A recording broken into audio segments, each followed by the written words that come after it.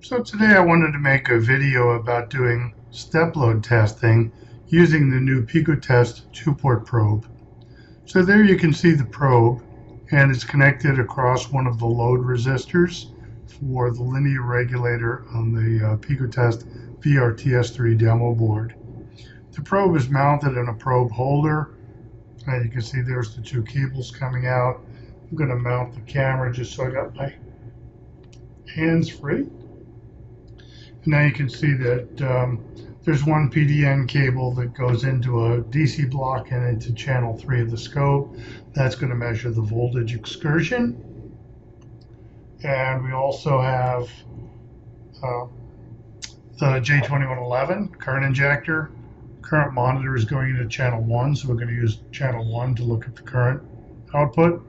And here's the output of the J2111, and that connects into the other port of the probe.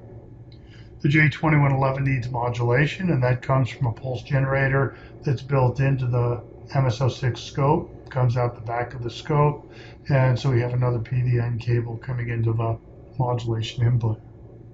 And so if we turn it on, there's the current waveform in the top trace, and there is the voltage response, including some ringing in the bottom trace. That's what I wanted to share today.